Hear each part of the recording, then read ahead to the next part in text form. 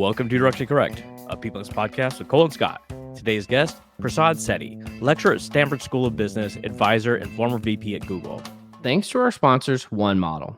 One Model helps people leaders at large organizations make consistently brilliant talent decisions by unlocking the analytical value of the data dispersed across your business. One Model's people analytics platform takes all of the heavy lifting out of data extraction, cleansing, modeling, analytics, and reporting of enterprise workforce data.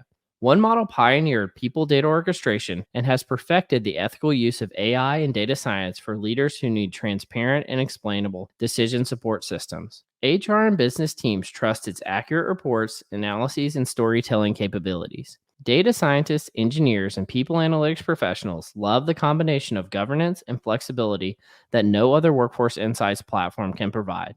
To learn more, book a demo at onemodel.co/directionallycorrect. All opinions are our own and do not reflect those of any other organization. I got another story that we could talk about. What is it?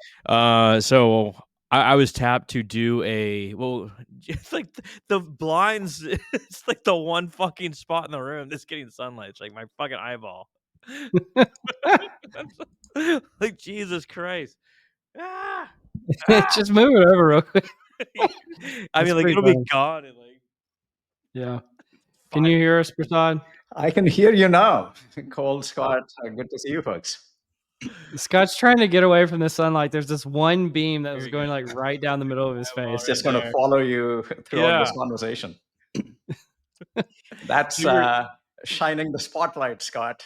Oh, yeah. I mean, finally, the respect I deserve. Exactly. Right? From a PA legend, no doubt, right?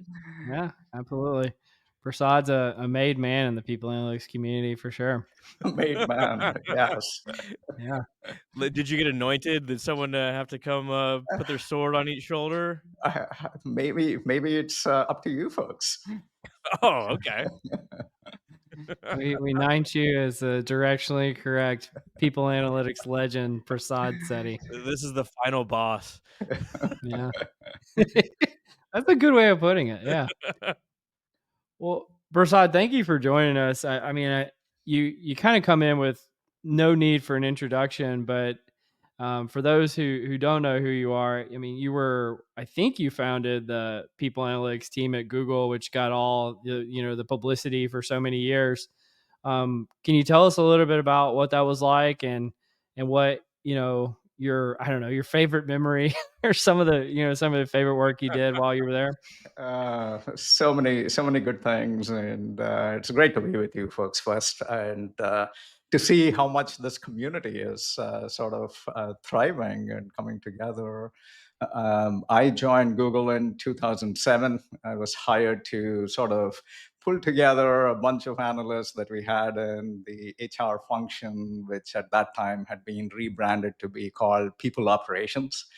And so I came in, and one of my first decisions was to name ourselves People Analytics rather than HR Analytics. I was inspired by the People Operations nomenclature, and I thought that the work that we do should benefit the people of Google, not just the HR function. And sometimes, these kinds of naming conventions certainly dictate the kind of work that you do and your identity. And so I think it was certainly a good move from that side.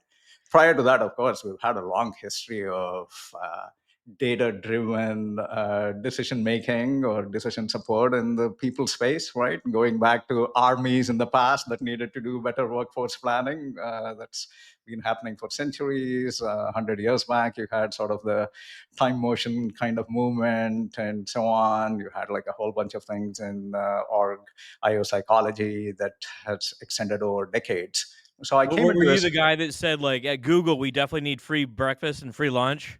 I wish I could take credit for that, Scott, but that was a long-standing tradition well before I joined. We did do a few studies on testing how good it was, because we would joke about the Google 15, people putting on like 15 pounds when they joined Google because of all the free food. And so we did like a bunch of experiments on, hey, how do you get people to eat healthy while still keeping it free? So it was fun stuff like that you got to do. That sounds amazing. To sit there like Jane Goodall, just like watching Googlers coming in and out of the cafeteria. Exactly, exactly. The employees are the monkeys. I mean, uh, Yeah, we like to call them experiments, but it sounds a little weird saying that you're going to be experimenting on your people, right? So studies, research are all like better terminology than talking about them as experiments, even though that's what they were. Well, the name of the game's the same. Whether you're talking about free food or like trying to make sure that bosses don't, berate employees. It's all about improving the employee experience to get more out of them, make them more productive, have a better experience, keep them Yeah. longer, all this sort of stuff. So I mean, it's totally legit. I mean, it's. Hey, if anyone's out there, I would love a free lunch. I will take it. we're takers. Yeah. Yes. We- It's we'll do certainly it. become the norm across many startups and so on, right? It's certainly become the Yeah, norm. absolutely. Well, Prasad, tell us what are the 4 E's? Because in preparation for this podcast, I was asking you a little bit about your time at Google, and I was like, what is it that you think is kind of your lasting impact? And you said the 4 E's, and I was like, oh, what are the 4 E's? So can you talk to us about that? I don't know whether I would say that is the lasting impact that I'd have, but I sort of thought about the 4 E's, which we borrowed lovingly from the healthcare industry, as one of the ways to think about the impact that we have in the analytics space, right? And the 4 E's stand for effectiveness, efficiency, experience, and equity. And the thought is that when you're testing out any of these experiments, like Scott was talking about, when you're testing out any kind of intervention, you're probably trying to come up with an outcome variable that is along those dimensions. And our conjecture was that it's not that any one outcome variable is important, but you're really trying to think about outcome variables across any of these four dimensions, right? Effectiveness is perhaps one of the most important. You're trying to say, well, if I put in a new hiring process, it actually helps me hire better performing people. For instance, that would be Hmm. effectiveness. Efficiency would be, but can I implement that new hiring process in a way that is not as time consuming and takes too much effort from either the interviewer or the interviewee. Experience would be whether people like that process, and equity is, of course, ensuring that across demographics you don't see any kind of adverse effects around it. The key about the 4 E's is that you can't maximize all of them at the same time with any of these interventions. Mhm. So it really becomes a very intentional choice from the designers to say, what is it that you want? And I often find that it's not coming up with the measures that is like difficult. It's not coming up with the experiments. It's often that Hmm. kind of intentional conversation where you try something out and then you act surprised that it didn't do all the things that you wanted to do, because you're trying to perhaps say, well, yeah, I like that process, but look at all the extra time that it's making my interviewers take. I don't like that. And so I feel like understanding what exactly are the bunch of outcome variables you want in a particular intervention is really key. And so that's sort of where the 4Ds came from. And my own thought is efficiency is easiest to measure in some of these dimensions, right? Because it's easier to measure how much it's costing me, how much time it is taking me. And so there's a And default that's to it. why it's the best E, right? Yeah, Because it's the easiest. it's the easiest. Exactly, it's the best. So my thought is like, anytime you're trying out something new, take all the Gen AI stuff, for instance, you want to first offer a great experience. You want to get adoption first, and then you try and see if you have effectiveness and certainly equity, and then finally you end up with efficiency, right? And so that's sort of how I would lay out the architecture, but it's very easy to jump to efficiency right from the get-go, and I think that's just weak. I think a lot of the Gen AI products, the initial ones that came out, really lacked that experience aspect, right? They came out with just like a janky UI and this sort of Yeah, stuff, and like it took a specialized population to see, oh, here's the value in that right. before like the rest of the public actually gotten on board with it. I think we're still seeing that actually. Don't really see. Still very early stages, right? You still have very simple chatbot type UI, and so I'm sure there are lots of people trying to figure out what are better experiences that you can have out there. But yeah, absolutely, great example of being very early on and just throwing something out there with new technology. And there's nothing wrong with that, right? Just Mhm. experimentation, just prototyping. Yeah, yeah. Yeah. Well, I know you're doing some teaching at Stanford now as well. What do you think the impact of AI is having or will be on education, or at least higher education? A lot. Certainly, I think you folks follow Ethan Mollick as well, right? Oh He's yeah. very prolific around his sort of translation of how Gen AI is used in the real world, and particularly as a professor at Wharton, he certainly has firsthand experience in how he sees his own students using it, and we see that at Stanford too. Uh, there is a lot that it's going to change, how we think about assignments, how we think about what creative work is, and so on.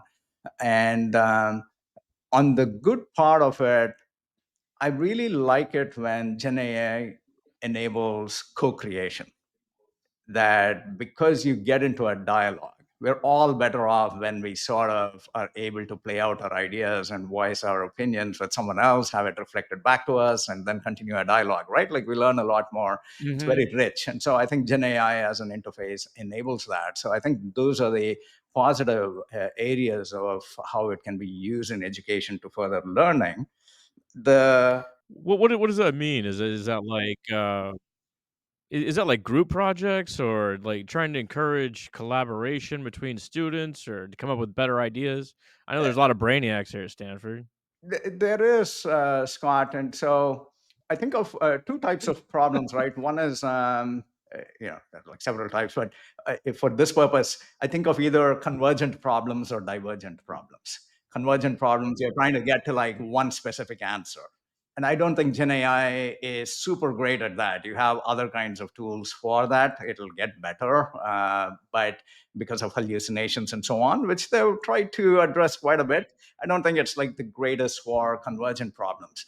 But for divergent problems where you're trying to think about what are 10 different ways I might approach this, or what are 10 different ideas that I might have, I think it's really useful to sort of broaden your initial perspective, right? Mhm. And so that is where I think this kind of a dialogue based approach can truly help with your critical thinking.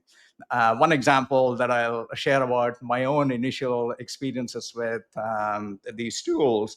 Um, Now that I sort of do my teaching and advising and so on, I don't work with a team every day like I used to at Google. And I sort of missed that, right? And I knew that as I was Yeah. heading into this kind of new adventure.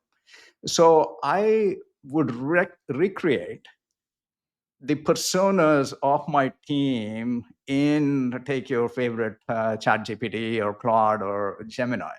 So I'm not just asking Gemini to talk to me as its own persona, but I'm actually creating like 6 different personas for it. And I say, like, this is my virtual team. And so as I brainstorm, as I think about like, what should I share on the Directionally Correct podcast, or what should I share at this presentation I'm making, I have my own ideas. And then I have my virtual team respond back to me and say, oh, Anna would always think about execution, right? Like Steph T-Ball would Yeah. always think about like, people. And like, so we could all play that, role play that in our own minds, but it becomes too cognitively difficult, right? At some point, you lose who you are, and you're trying to like see the world from very different perspectives. And so, I think those are like the kinds of examples where Gen AI can sort of like play a helping hand and help you build your own perspectives. I think that's a super use for Gen AI. Yeah, Like the ChatGPT little phone app, yeah, I'll just sit there and talk to it. I think it's great. Just yeah, bounce ideas off of it, but have like actual agents and you just yes. replace your old team with a virtual team. I I wouldn't love it. go as far as that, right? But at least you could say, like, here are a few defining characteristics. And Yeah, yeah, yeah, yeah. yeah. But going back to the education piece, I'll tell you like one downside that I'd love to think through, and I'd love your ideas on it too. One is, I think, if you're in that sweet spot of co-creation, I think Gen AI can be super helpful for any of us, whether it's about summarizing, creative thinking, expanding your horizons, etc. But I think there are probably quite a few significant people on both ends of the spectrum there. Some people who say, I don't buy any of this stuff, and I'm going to like Mhm. leave that behind. And then on the other spectrum, incredibly dependent on these. It's like, I'm going to copy and paste, right? And so I think both of those are like sort of dangerous in terms of taking them too far. But given other pressures that people might have or their preconceived notions, it's likely a sizable population out there. So I'd love to hear your thoughts. Do you feel like that Yeah. over dependency or under utilization are issues, and how might we Yeah. address that? I mean, the thing I'll say is, just imagine if Gen AI didn't exist. Both of the things you described were already problems. you know, to put it in the context of higher Sure. education, you already had students who just went in and plagiarized. Yeah. They literally took right out of the book and they copy and pasted it Right. and said it was their own work. Right. And then you had students who just said, "Screw the assignment altogether. I'm not doing it." Yeah. and they just threw it. They threw the table Yeah. over and said that they're not doing it. So I feel like that already existed. It's just being kind of projected onto the AI context and seeing like this is AI's problem to fix. And I'm like, no, this has always been a problem. Yeah. Yeah. Absolutely. Right. These things have always existed, and there were other tools. Every era, you seem to come up with new tools that help people sort of game the system, if you will, in interesting ways. And this is today's problem to deal with. And then I go back to the four E's. People are basically using them for efficiency because of Yeah. whatever else they have going on in their lives. But if the goal of higher education is effectiveness of transmitting learning, what would we want to do given the existence of this new technology? Is, I I think guess, the I question. think we're gonna see a shift. I think we're gonna see a divergence. Like obviously, anyone can produce a 2-page research report on, I don't know, the new king of England. So what Sure. any Sure. topic, but where people will sort of like differentiate themselves would be able to critically read that information, discern their own points of view and what is perhaps blasé or Yeah. what have you, and come up with their own sort of point of view on these sort of things. Yeah. So I think that I've already noticed myself becoming pretty damn dependent on Gen AI. Sure. Right, I use it every day, uh, but being able to critically see what's coming out and shape that information is like I think what's going to be in the near future Yeah. until it stops the hallucinations and Right. all this sort of stuff. And I That think we can see that sort of same thing in academia. That's where it kind of needs to go. that ability is, again, I would take your example, Scott, and say that is exactly the kind of co-creation that I think would be fun to see more of, for sure. Absolutely. Well, I mean, I saw Prasad that you used was it Gemini the other day to summarize the Google antitrust lawsuit, and we can put a link to the post in the comments. What did you learn about that lawsuit via using this to summarize the text? I still remain partial to Google products, so I certainly use Gemini for some of these things. But that particular lawsuit sort of judgment by the judge was 277 pages long. Right? There's no one Oh who's going yeah. to read that except for perhaps the most enthusiastic legal suit followers, or certainly the plaintiffs and the defendants. And so I thought, these are like just such great use cases for all of us sort of being knowledgeable. And there is like one precursor to that call that I wanted to share, which is, um, you know, that we often get this kind of news digested to us from whatever media we consume, right? And those all come with their own biases or perspectives of view. And certainly for public information like this, where anyone can have access to it, what is a better means of us asking our own questions that we want and get the facts in the way that we want to digest them? And so that to me is the broader point. So one of the things that I've started doing using these tools is not just look at the Google ruling, but basically every Supreme Court judgment that comes out there is published. And so we can Mhm. all be better consumers of what is happening with regulations in or law in the country by being consumers ourselves about these important rulings that will shape society for decades to come. And so that was the thought behind something like this. But anyway, what I learned was how complex the lawsuit itself was, and what evidence the judge used in basically saying intent does not matter, but there is enough evidence that Google has monopoly in a couple of markets, which they defined as text advertising and the general search market.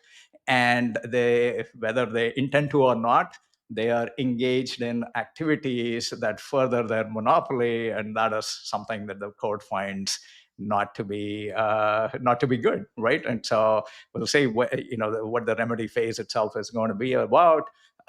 But certainly things like the exclusive distribution agreements that Google has with Apple or with Samsung, et cetera, to have the Chrome browser or Google search be the default, are all seen by the court as, hey, these are actions you're taking to continue your monopoly power and preventing other people like Microsoft, et cetera, to build such businesses because you just have more scale. Mhm.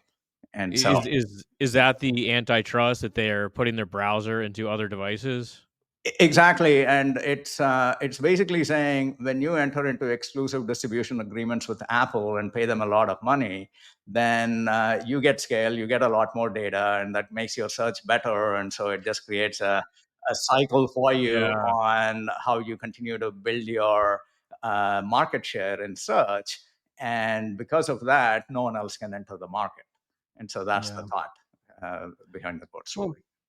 Well, 2 points here. One to build on what you said about, if people are just getting your news through some kind of media source, there was probably two different kinds of media articles. One is like, Google is evil and the antitrust lawsuit proves it. Yeah. And the other one is Google did nothing wrong. This lawsuit is frivolous, and I think it's good to take a factual basis to like, okay, why are these things happening?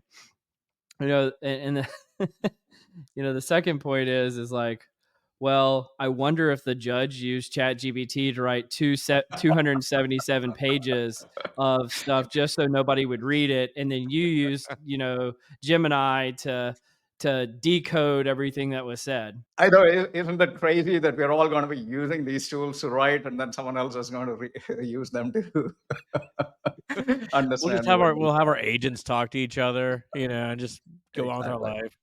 On the media thing, Cole, like you said, have you folks heard of the Russell conjugation? Hmm. Yeah, Yeah. there's a Bertrand Russell sort of views. A classic example is sort of statements that go along the lines of, "I am firm, you are obstinate, they are pig-headed," right? And so you're sort of like trying to convey the same thing, but because of the words that you use, you basically shape people's opinions very, very differently. And so I think media certainly does a lot to propagate that kind of Russell conjugation. And so if you're all able to absorb complex information factually without stripping away that kind of dissonance, then we might all be better off for it. Yeah. Well, Prasad, I think the world wants to know, what are you up to nowadays? So we talked about Stanford and being able to lecture in that world, but what are you doing to stay kind of up to date in the technology space? This is a fun time, certainly for me. Broadly, I do a few things. I advise some large companies working with their CHROs and CEOs as they think about scaling and growing their organizations. I work with a few HR startups as they think about products in the space. And of course, everyone is trying to figure out how to use Gen AI in this. I teach this course at Stanford. It's only a short commitment. I only teach 1 quarter a year. It's an elective in the business school. And again, it is about helping students form startup ideas in the world of work. And so that is sort of what I do. And then beyond that, just get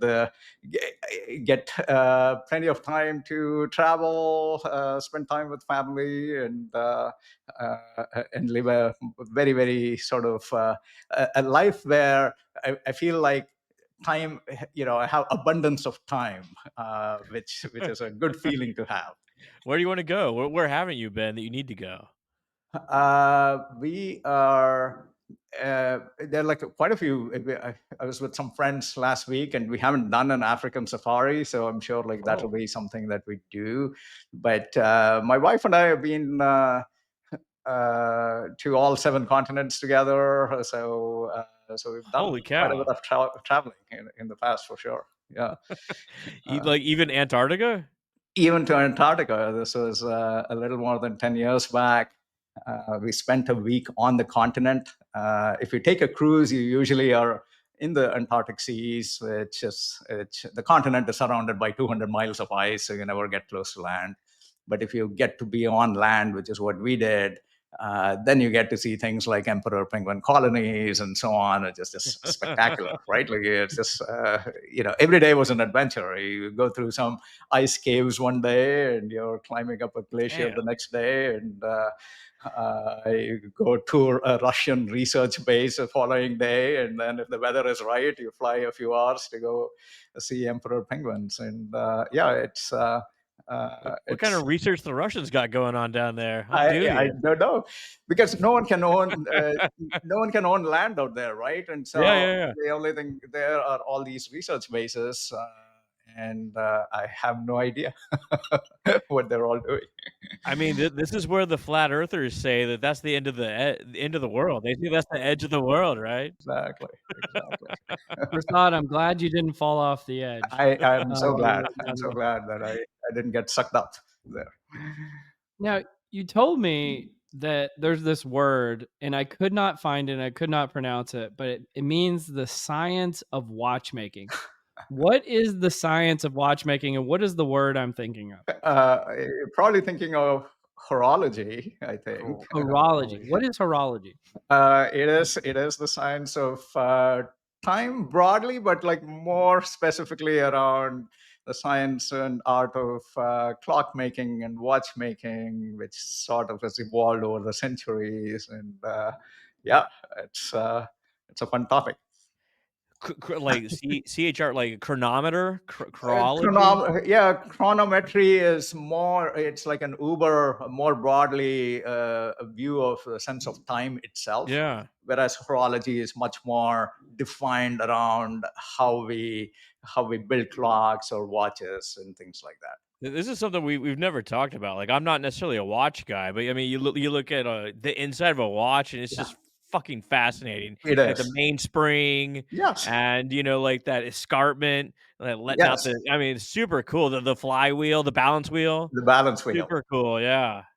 They are such mechanical marvels. When I grew up, the world was just getting into all the quartz watches, and so I had some of these battery operated things, which were incredibly cheap and efficient, right?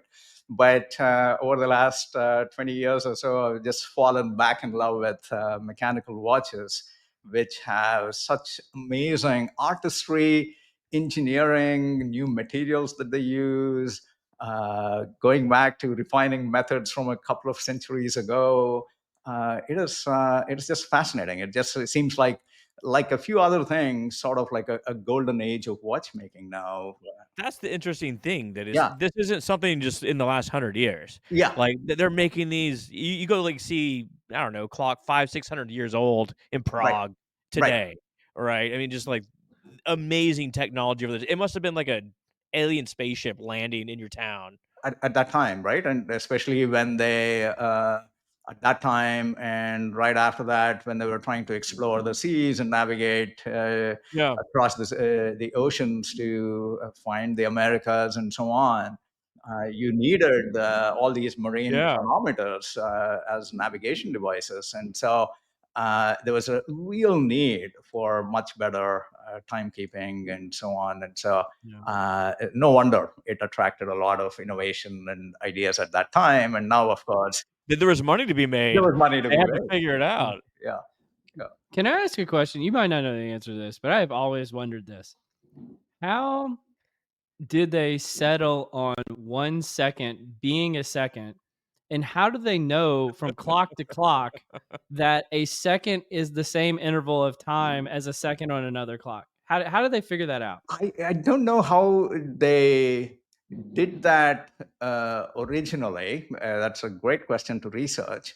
But I do remember reading Cole that once they got the whatever international sort of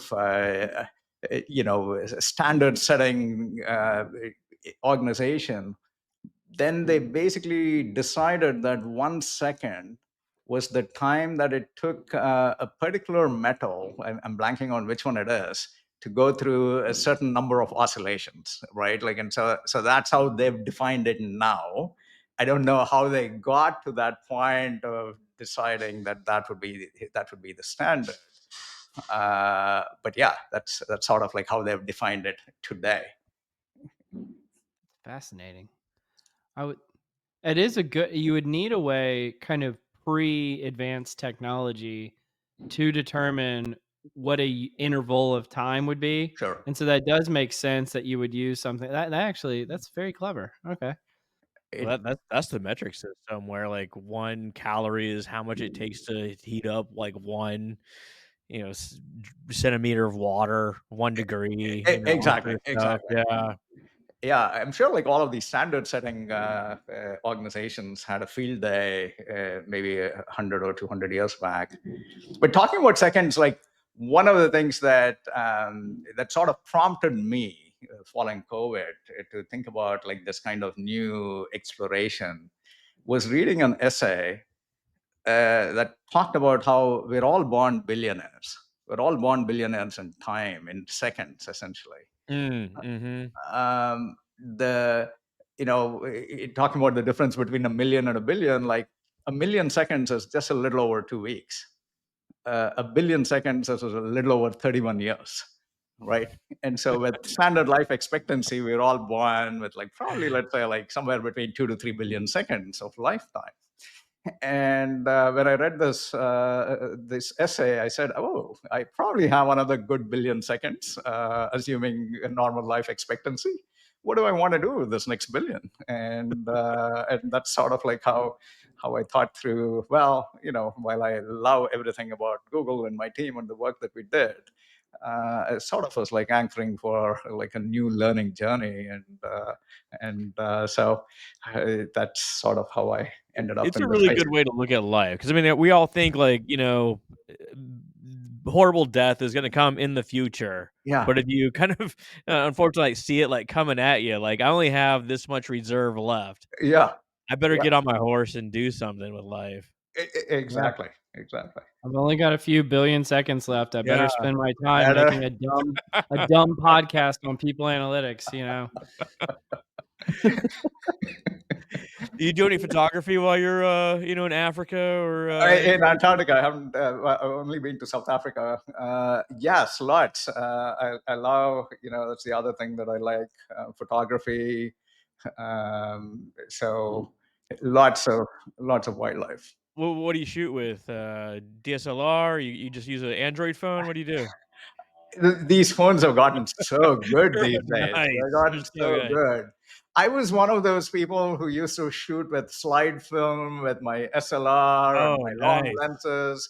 It took me a while before I got used to digital cameras, and then I certainly have my stash of DSLR equipment and still have some of my old Yeah. lenses. But phones have become so good that you don't need to sort of lug these things around a It's lot not these bulky, days. you don't have to, like, worry about your $1,200 camera being stolen. There are some good, like, mirrorless cameras out there, but, yeah, I mean, your phone does an excellent job these days. The lenses on them become The fantastic. lenses have become really good, and yeah, all the digital processing that they have is just Oh remarkable, yeah. incredible, incredible. That's fascinating. One of the things I found out about you, Prasad, is that something you and Scott share is you both like driving. And I was like, really? I was like, that's the thing that does it for. I guess driverless cars are not in your future. But why do you like driving? Uh, I don't know. It's like there's some of this common arc between the love of watches and cars and so on. Something about mechanical That makes devices. Something sense. about right. Something Yeah. about movement. Something about driving. How about you, Scott? Like what drives your passion around this? Oh, like, I just like the control, like but no, I don't mind long road trips. The most I've ever done is, like, 18 hours in one day Oh from wow. Yeah. Ruston, Louisiana Yeah. to, Marfa, Texas, but are you talking, like, long haul or, like, you just gotta be always in the driver's seat? I like to always be in the driver's seat. I like track driving as well. I like road trips and long explorations, particularly going down really scenic places. So all of it, anything to do with driving. Yeah, Well, I hate driving. Really? I I was so looking forward to driverless cars. Like, I was just like, ah, if I never had to drive again, I'd be okay with it. I did go to the, BMW Welt in Munich, and they yeah, had, like, all their obviously all their high-end cars and all this shit, but they also had these, like, prototype cars, yeah, and one looked like a VW van, yeah. like, from the '60s, but all 4 seats kinda faced inwards, there's no steering wheel, no nothing. Right. It's like a pill, it looked like a pill, and you would just, like, pop in there with your family and just it Yeah. go wherever. See, that's the thing I feel like I feel like they're missing the boat on luxury. Like, because what they do is they basically turn the car into like this pod where there's like nothing going on. But if you have a car that requires driving, there's luxury all throughout the car. And so I feel like they've got to figure out what to do for people when they're not driving, if that's the case. Otherwise, nobody's going to want it, because that's why I don't have a driverless car right now, is because the driverless cars are all like really wonky. Well, obviously the technology isn't there yet. Two sort of things I see coming. Like so with AI, there's going to be eventually be a place where you're going to get on the highway and the AI is going to take over, and you will be 6 inches from the car in front of you doing 180 miles an hour. Right. Point B, I think there's going to be a time and place where you're gonna be shamed out of driving. People are gonna say it's there's gonna be deemed unsafe and you're, slowing up traffic or you are just, out there, messing things up for everyone else. Kinda like the pandemic. Oh, you're not wearing your mask or you don't have your shot or Right. whatever. But I see these two things coming and it's gonna be fascinating. Yeah. That's like the iRobot future in that movie. Yeah. The main guy, Will Smith, is like the only guy that drives a car. Everybody else, does the 6 inches away, 180 miles an hour. I look forward to that future. I want to go 180. I don't want it to take so long to get from point A to point B. I welcome this. And I think one more thing in that future call is um, you wouldn't need to own a car, right? And I think that is something that Yeah. all these companies are betting on, that it's all going to be some kind of ride sharing kind of concept where no one needs to own anything because you're always going to have always on transportation accessible to you. So why own something that depreciates? Yeah, we can all just eat bugs and everything will be great. No, let's do some confusion matrix. The confusion matrix. Real quick, we wanted to say thanks again to One Model, the AI and people analytics pioneer, for sponsoring the episode. And now back to the confusion matrix. Scott, you have a confusion matrix for us? I do, Prasad. Are you ready for this? I am. Cole prepared me for it. Apparently, it's something new that you're doing. Well, if your answers are to Cole's likings, he will provide you with a social media tile that or you can share with your friends and family. If not, great shame will come to all involved. Okay, number one, Prasad. What's your guilty pleasure? TV show, movie? You got anything out there? All of those TV shows, movies. Yes, I'm like particularly fond of the Bond franchise for sure. Oh, Really? okay. What's That's your favorite Bond? I'm gonna date it. I think like some of this is just stuff that you grew up with, right? The first Bond movie that I saw was The Spy Who Loved Me with Roger Moore. oh It had yeah. the Lotus Esprit Turbo that goes underground, and I was like, "Whoa, what a world this is!" So that remains one of my favorite movies. But I think all the recent ones have been incredibly good, incredibly Yeah, good. they have, Daniel actually. I mean, Craig's he done he a might be fantastic my job. favorite, and yeah, just because I think they were all excellently written. Yeah. I like my Bond a little cheesy. Those days, he like jumps over like a bus and like shakes his little bow tie. You're like hell yeah. What about you, Cole? You got anything embarrassing going on? Embarrassing. I mean, we were talking about Downton Abbey before we started Are recording you on today, Downton Abbey right now? no, not right now, but I have watched it all the way through, I think twice with my wife, and yeah, that's a good one. Prasad, do you have a treasured possession? Doesn't necessarily have to be valuable, but something that's personal to you that's invaluable. Sure. I'll maybe we were talking about watches, so I'll say like one of my first watches that I got. Who gave it to you? And My dad, and this was a Casio that had a bright little digital display, but then it also had these tiny little keys, so you could use it as a calculator. Oh I don't know yeah. whether you've seen those from the old days. It doesn't work anymore, but I still have it stored somewhere. I got a question about watches real quick. How do you know if I can't remember the word you used again about what the science of watchmaking. How do you know if someone's a poser in the science of watchmaking community? Like how do you figure out if they really don't know, like if they're not into it like you're into it? Oh, I think you would just ask them whether you could ask them one of two questions. One is to tell you which watch brands they favor, and so based on who they list or who their favorite Oh watchmakers yeah. are of the current generation, you know how sort of deep they are, and certainly if they say Rolex. No, it's a great brand, but not perhaps for That's serious blasé, horology. man. Well, so what's the best brand? Tell us. Like What is I need to know at cocktail parties so I can sound sophisticated. Like what's the best one?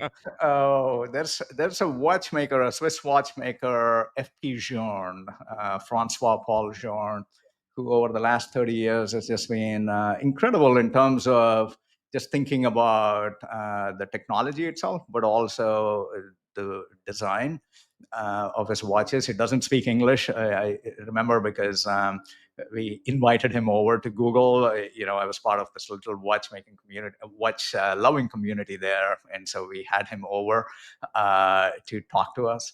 A huge chip on his shoulder, and knew that he was like incredibly brilliant and Hell good. yeah. I love Uh, that. but I love that. yeah, that perhaps goes with the territory, right? Like Yeah. gotta How much are we talking for a Bijan watch? the this anywhere from, I would say, probably it starts at 30,000 to the sky is the limit. As Yeah, high as you wanna go? as high as you want to go. I was meaning to tell you that my favorite watch brand is FP Journe. So you didn't know that before this, but There you go. that Look at that. yeah. I do have a watch horror story. When I was a kid, my dad took me to an auction and bought me a pocket watch, like a train pocket watch, and it's from the 1800s, this sort of thing. It wasn't working, and he passed away, so it became very valuable to me just as a sentimental sort of thing. My mother was a teacher and had a grandfather in her class, a grandfather of a student who's like, "Oh, I fix watches. Can you give it to me?"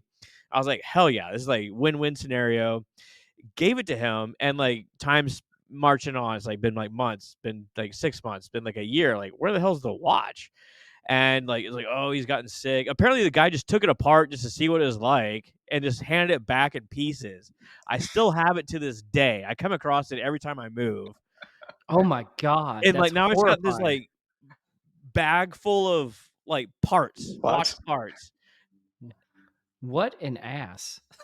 Well, I run into okay, I've been thinking about this, like, all week. Um, this, like, epidemic of people stating opinion as if they're fact, right? Like, they're like, "Oh, this is definitely the way it is." It's like, I know that's what you think the answer is, but that's not what the answer is. So this guy positioned himself as a master chronologer, whatever he is, chronologer. And, yeah, so I wound up with I still own a bag full of watch a parts, so bag full of Well, watch parts that is just yeah. waiting to be well, assembled. yeah, he was half a master. He was a master at taking it apart. He just couldn't put it back together. We just need to find the other type of master. Yeah. Yeah. Prasad, have you ever had an unusual job? If so, what was it? My first job that paid me was as an environmental consultant, Oh, and interesting. one of the projects that we did Were you 16 years old? was for the U.S. Army, and this was to sort of take care of the Green Dragon.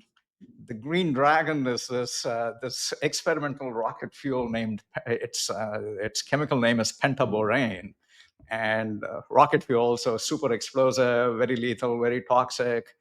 The army had developed it in the 60s, and then they had barrels and barrels stockpiled. The DOT doesn't allow this chemical to be transported, etc. And so the army came to the company that I used to work with and said, "We need to get rid of this thing safely because we just have barrels and barrels of this sitting in these army barracks for decades." And so we designed. I was getting Nice. declassified defense documents from the 60s that talked about how they made this chemical and how they cleaned up lab spills afterwards. And we used the lab spill cleanup technique and scaled that and came up with like a robotic arm to sort of like open up these barrels from a mile away and like safely dispose of them. Just And we throw tested 'em it in the out. The ocean. army loved it and said, but it's too expensive. So rumor has it that they basically took it out into the middle of the desert and blew it all up. Buried it. Fire it into the sun. Yeah, exactly. See, and I'm here thinking that you're going to be talking about working at a drive-through somewhere, and you're talking about chasing the green dragon, and yeah, decomposing 60-year-old materials. Yeah, I think I That know all of Cole's old jobs, but have you ever had an unusual job, Cole? I mean, I've had a bunch of jobs. I think so. My first job was working at a place called the Fun Factory. It's kind of like a Chuck E. Cheese's, yeah. Oh, but I yeah. worked there when I was 16, and then I worked at. We've talked about Waffle House a bunch of times. I've worked at some restaurants, some catering companies. I worked at Hollister and Abercrombie and Fitch and the Buckle in the mall. Um, Wow. I Did you have to wear, like, the skinny jeans? they didn't. Those were not in style yet. Thank God. But I wore the the where they would like charge you extra to like have the faded jeans with holes in Oh, them. yeah. Oh, yeah. I definitely like, and that's when those first became popular. I definitely had those when I was working there. That is super strong, man. Yeah. Okay, final one, Prasad, do you think you could do a backflip on a trampoline No, right now? no. Not a That is chance. super. I mean, I do my yoga practice, but I don't think I've like gotten to a point where I could do a backflip on a trampoline. Is it a fear thing? Because for me, it'd be a fear thing. Would I? No, it's just a sheer lack of ability to do that. Yes, yes. Yeah. If I could, I would. Well, could you do a front flip? I feel like a front flip is so much more approachable than a back flip. A back flip is like so unnatural of emotion. I fear it'd be easier. Front flip is easy, man. It's like a forward roll. A forward roll I could do. I don't know Yeah. whether. Yeah. Could you get up in the air and do a forward roll? That, I guess, is the Oh, definition of a flip, I guess. yeah. Yeah, I don't know. Could you do it, Scott? Like, could you do a backflip on a trampoline? I think if I worked up the courage, I could get around. My problem would be the control aspect. I'd either over or under rotate, and then hilarity would ensue, and the hospital Yeah. visit. but Broken neck. I think that I could do it. Okay. We'll put that in the next live appearance. I'll do a Yeah. backflip. That would be a fun video to record. I know for a fact, just because I go to like trampoline places with my kids, I can do a front flip. I would never even try a backflip. I haven't been around a trampoline in ages, so maybe I'm overconfident here. Yeah. All right, let's move on. Well, let's do some nerdery. The nerdery. Let me pull something up real quick. So we've got the first one is from the chief economist at ZipRecruiter. Her name's Julia Pollock, and she put together a post of some of the top things and bottom things. There it says job seekers views on hot button employment topics revealed. So what are the top things that job seekers are supportive of, and what are the things that they, I guess, hate the most? And if you start at the top of the list, you've got remote work, 4-day work week, and paid family leave are all north of 65% favorable of job seekers. At the bottom, and I thought this was the most interesting part our discussion earlier, the least favorable thing, artificial intelligence. Only 35% of people are supportive. Then they talk about skills gaps and immigration as well. But I think it's fascinating that there is this divergence between what I guess is like hype and in the media and all of that Mm. about artificial intelligence, but to people like job seekers or workers, do they actually want this? Yeah. And so I don't know. What did you guys think about that chart? I really liked that they took all of these issues and had one survey that sort of got everyone's views together on that. So it was really neat. I wonder, I was not surprised by certainly things like remote work because we've just seen that explode over the last few years following the pandemic. I'm certainly waiting for companies that would implement 4-day work weeks at scale. You have a lot of like small companies that are doing that now, and there are Yeah. experiments in Europe and in particular countries like the UK where they're trying to test that out. But I can't wait for the AI thing. I'm sure it's scares a lot of people, but I can't wait for a company to just say we're going to give people AI tools and we're going to see a lot more work get done and we're going to complement that with a 4-day work week. So I'd love to see some of these mashed together and provided as an employment opportunity to folks. Like an interaction effect and a regression Yeah, model. exactly. What if you have immigration and skills gaps? Yeah, What do you think then? that's right. That's right. I think it's sort of the kind of workers you're looking for too, right? Like if you want people that are wildly into tech, like they're going to be more interested in the AI sort of stuff, right? I mean, and trying to tease this sort of thing out. It is interesting, like so paid leave, remote work, 4-day work weeks. Those are all essentially escaping the job in a Yeah. certain respect. Yeah. So I mean, like there does seem to me need to be a balance. All right, the people I guess they're feeling overworked or need some sort of respite from the office. Yeah, I didn't even pick up on that, but if you just to expand on what you're saying, Scott, yeah, if you look at all the things on the top of the chart, they're like, I'm cool the way I am. And all the things on the bottom of the chart are like, I need to do something differently. Need to change. Well, I Yeah. mean, maybe that's a good way to look at it. Yeah, maybe it's like things that I'm comfortable in my space versus Yeah, the future's coming at me hard. Right. that is so interesting. And Huh. I wonder what it would be like the same data if it wasn't job seekers, but like the broader population that took this survey. Yeah, I Is don't that know. I mean, Yeah, you're that's an interesting question. Like, what does the average worker look for as opposed to someone that is trying to find that next opportunity? yeah, I don't know. I mean, maybe it'd be the same, maybe it would be different. Don't have that data. Sorry. Well, Scott, I think you might have brought this up because Prasad is doing some teaching Oh nowadays. But do you yeah. want to take us through that article? Yes, yes, yes. So, this is how to best study for tests. So, the purpose of this was to investigate what sleep dependent memory consolidation could do in practice time during the learning process. So, they had participants learn a foreign vocabulary list until proficiency over time. And one group learned in the morning and then rehearsed it again at night. The other group learned at night and then rehearsed it again in the morning after a sleep. And what the results show is that sleep between learning and relearning reduced the amount of practice time by 50% overall. So, I mean, there's something we don't really talk much about sleep, but it's super valuable to our mentally functioning. And in this case, it sounds like being able to retain information and learn it overall. Super fascinating.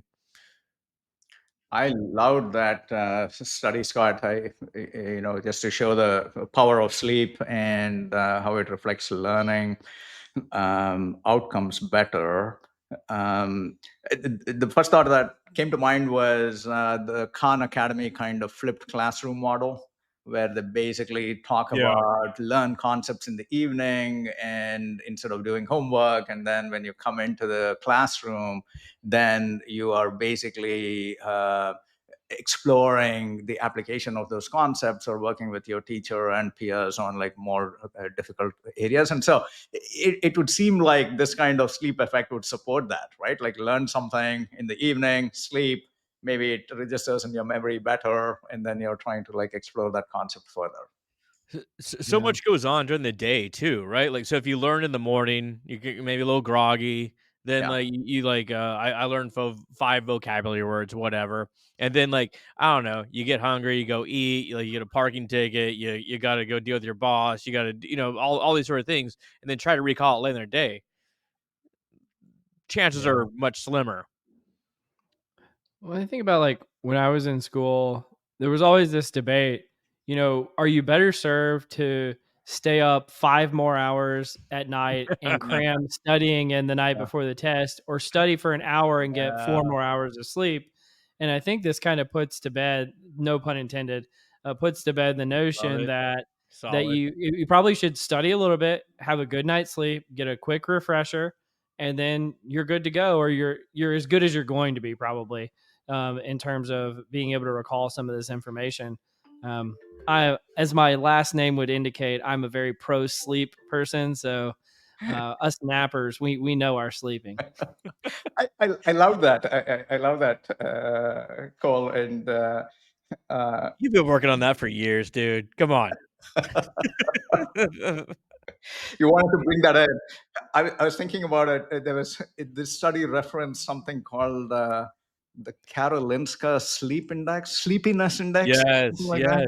yes. Uh, and I thought it's so cool to have like an index named after you. And I don't think it's a person. I think it's an institute in Sweden or whatever. But yeah, what index would you want named after you, Cole? Uh, Oh man.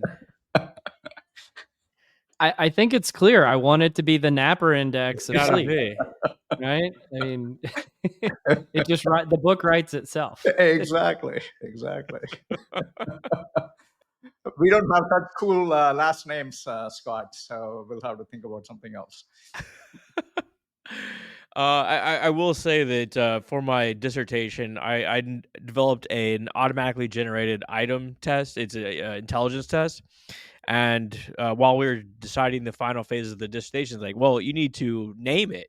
And I said the obvious name is the Scott Hines Intelligence Test, which the acronym is just elite. That is that is a shitty test if I've ever seen one.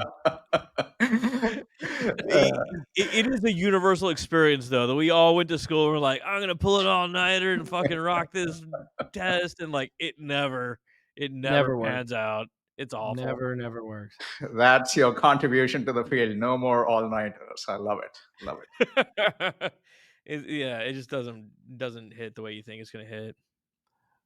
Well, Scott, tell us about network centrality and how that's relevant. This is a pretty interesting spin. I thought that they were going to go a different direction. Unfortunately, it's behind a paywall, so we got to extrapolate from just an abstract. But examined how individual centrality in team conflict and relationship networks relate to learning satisfaction and peer-related performance. So they took 190 engineers and 52 teams, and they did this like round robin rating of each other and kind of gauged. The connections within the team. And what they found is that individuals that had high in degree task conflict, so that would be essentially popularity, other people pointed to them as a relationship, were judged as higher performing and more higher contributor. Those that had high out degree centrality in team conflict, that is like self-reported connections to other groups or other members of the group, reported higher learning and satisfaction. So essentially, it's kind of a cool to take relationship dynamics and provides a unique spin on how people perceive task conflict. Um, yeah, so a takeaway is if you talk to more people in your group, you're gonna have higher satisfaction overall. Yeah. Kids, be popular, Be Isn't popular. that I mean that's yeah. another takeaway. That's just a universal network analytic takeaway. Yeah. I really loved the study, and thanks to my Stanford credentials, I was actually able to download the Oh, paper, Scott. oh, So we should have pinged you. I will send it across to you both. Look at him big leaguing Look us at so him. subtly too. He actually read it. What a I guy. actually Wow. read it Number because I found one. it so interesting because it brings together a few things that have been on my mind as it relates to organizations.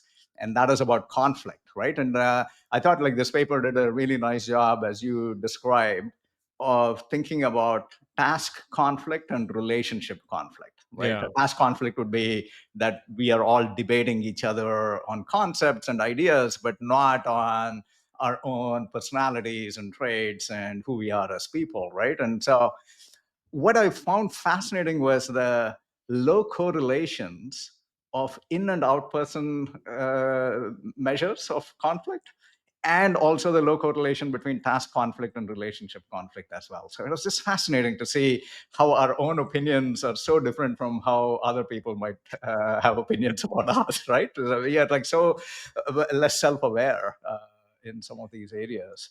And like you said, people who sort of are seen as being central to task conflict by bringing up debates and so Yeah. on are seen as higher performers. And the thought that I have, we were talking about wildlife earlier. Where I live, we get a bunch of deer always. And sometimes I'll see the deer sort of butt heads with each other, literally, right? And butt antlers with each other. And the thought that would strike me always is they're just like playing with each other. They're just learning how to perhaps, control their aggression or to develop it better. And the thought that I would always have is, why don't they teach better conflict engagement and management in organizations? It's so important.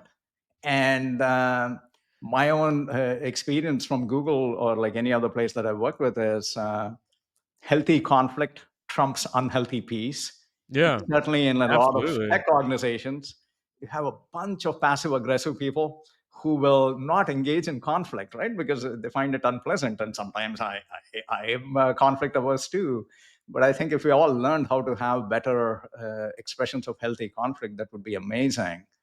And one idea there is what Daniel Kahneman did with his collaborators or even with his wife, which he termed adversarial collaboration, Mm-hmm. where you committed to three things. You committed to expressing the other person's point of view, not in a caricature or mocking Yeah. them or making fun of them, but to truly say, this is what I know about your position, which is different from mine.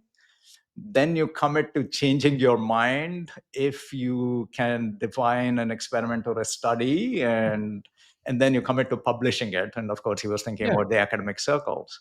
But I think something like that at scale would just be incredibly useful to help Mhm. people develop better perspectives and ideas. So anyway, a long story short, I loved this paper. Well, basically what they're saying is You need task conflict to be dialed up Yes, and relationship conflict to be dialed dial down. down. Exactly. And you need to be And self-aware about that. Right. Yeah. yeah, and I love that, and I think there's a huge opportunity. I mean, we've talked a lot. We haven't talked about it lately, but about like the replication crisis. Yeah. I think there's a huge opportunity that a lot of things are, make bad science is making it through because it lacks that Yeah. kind of task conflict. Right. Everybody agrees, everybody thinks that this is the right thing, and so, it doesn't stand up to scrutiny if somebody, a good faith actor, i.e., low relationship conflict, can come in and say, actually, this might not be the best thing going forward. People perceive things differently as well, like because you stand up and you say like I disagree with you and you and you, someone else may perceive that as relationship conflict as Sure. well. Yeah. So it's like it's really these ideas of like psychological safety within the team to bring up things in a way that people will not get offended, or these parameters you're talking about, Prasad and Cole. Sure. um And Google never did any research on psychological safety, so Prasad's not very familiar with that I, literature. I don't know anything about that. I will say just like one more thing on this topic. At PsyOp 2 years ago, so in Boston, someone presented a paper at one of these sort of nerdy network analysis sort of sessions, essentially showing the different forms of task and relationship conflict in a team. So, like, say you have a 5 member team, and it could be one person against the other four. It could be factions, 3 on 2, all these sort of different permutations of it is like it's not just like one form of One it. form of conflict. Oh, that's Yeah. interesting. There Yeah. could be Yeah. like some person that just doesn't want to get along with the group. Right. Well, Prasad, since we've got you here, and at this point in the podcast, nobody's listening anymore anyway, I just wanted to ask you. I was thinking about this as after we started. Like you were one of the pioneers of people analytics, and arguably, I mean, Google gets cited everywhere as doing you know, some of the most sophisticated but trailblazing work in this space. If you were starting a people analytics function in 2024 and you wanted to be doing something cutting edge and you didn't see other companies pursuing it, what would that be right now? Right? Like Ooh. what is the area that we're not investing in that we should be? It could be coming from the academic literature, it could be coming from anywhere. What is that space? Wow. That is a big question. Um, Should have been the first question. it should, yeah, and I'd love Yeah. I'd love your thoughts on it too, I both didn't of think you. of it earlier. Sorry. I'd love both of your thoughts on it too. I I do think that over the next 10 years, that among all the factors that we just saw in that ZipRecruiter research, I do think generative AI is going to change how work gets done Mhm. in a dramatic fashion, right? Because of agents, because of technology. Broadly, the thought is that um, compute capacity powering these algorithms has increased a millionfold over the last 10 years. And thanks to scaling laws, at least the techno optimists think that it can grow another millionfold over the next 10 years. And so, what kind of possibilities would we have in there? And so, I think there's just like a question in the far future about what are our identities if not related to work, right? And so how do we Yeah. how do we develop that? How do we develop that over time? How do we function as society and so on? So I don't know necessarily that any single organization is going to be solving it, and I certainly don't think this is going to be tomorrow's problem. But I'm truly interested. One of the studies that we started at Google, which we call GDNA, which is modeled after the Framingham Heart Study, was to follow a population of Googlers for the rest of their lives, not just their careers, and to see what happens to life and career satisfaction over time, right? And so I sort of think about things like that, right? If we truly do believe that there's going to be a generational shift in how work gets done and what our identities are with respect to how we occupy our time and how we learn, what does that reflect on in terms of life and career fulfillment and satisfaction? So that's the kind of thing that I would want to explore further. That's like the So, ultimate do good. We did good by you and sent you off on your way the rest of your life, hopefully a better person and happier And overall, happier and equipped to deal with any kind of change and so on, right? That more you're educated. resilient, that Yeah. you're, mm, yeah, I, I love that thought of like basically just longitudinal research. Like I remember being at a company a few years ago and they had this idea of like, could we follow entry level employees all the way and see who actually makes it to the executive level? yeah, Hmm. You yeah, know, and like, and so that you can get over these studies that suffer from survivorship bias right, and just really see what does it take to like, what does high potential mean? yeah. What does it mean to accelerate someone's career? And I thought that that was fascinating. Um, I guess my answer to my own question would be a few things wrapped into one. One is, um, I think what we're suffering from right now is that people analytics isn't adding as much value as it should be, and we need to be fixing that. But Mm, I see that as more of a short term problem, not a long term problem. mm, Um, the long term issue that I see is, you know, why did Google get so much praise and love back in the day? Is because you guys are swinging for the fences. mm, You were really swinging for the fences and tackling big problems, and I don't see a lot of that anymore. mm, And I think we should be. And I think the mm, field is suffering as a consequence mm, of companies not swinging for the fences in terms of making real huge impacts, taking real big, you know, stabs at like real big problems that mm, organizations and even society are facing. I mm, think we've got that opportunity, and we're not. And I think that's where we need to be placing our bets at the moment. I don't know, mm, Scott. Do you have any thoughts? mm, I mean, yeah, just kind of projecting out. I do believe what Prasad says is true. Like Gen AI is going to fundamentally change how we work. Take away all those sort of lesser, sort of mundane tasks, and I think we're going to become more relationship focused because of it. I mean, we still derive a strong sense of belonging and meaning from our work, and we're gonna have to deal with that over time. So I would say that it's going to be more collaborative. Is going to be or a bigger premium is going to be placed on collaboration because there's going to be less mm, individual work taking mm, place. mm. Yeah, absolutely. This has been a fascinating discussion. Prasad, you're an amazing guest. I appreciate Alicia for introducing us, and thank you so much for joining us today. Before we give you the final word, Scott, any parting thoughts for Prasad? Prasad, hey, it is great to meet you. I personally had no problem with you being on the podcast, and I'm so glad you showed up. uh, such a fun I conversation with you folks, and yeah, where else are you going to find topics all the way from watchmaking to Gen AI to people analytics? Fun stuff. There's probably a good reason you don't find it anywhere else. So, It was an uh, absolute pleasure, man. It was yeah, great to meet you. Great to meet you. absolutely. Well, Likewise, you've likewise. been listening to Directionally Correct, People Analytics Podcast with Colin Scott, and today's guest, Prasad Setty. Thanks for joining us, Prasad. Thank you, folks. Talk to you soon. Directionally Correct is dedicated to you, our listeners, to help educate and entertain you on how to effectively do people analytics. By supporting this podcast, you are helping us continue to provide valuable insights and knowledge to our listeners. Please consider becoming a patron of the podcast. You can find the link to sign up in the show notes or at patron.podbean.com/directionallycorrect. Thanks for your support.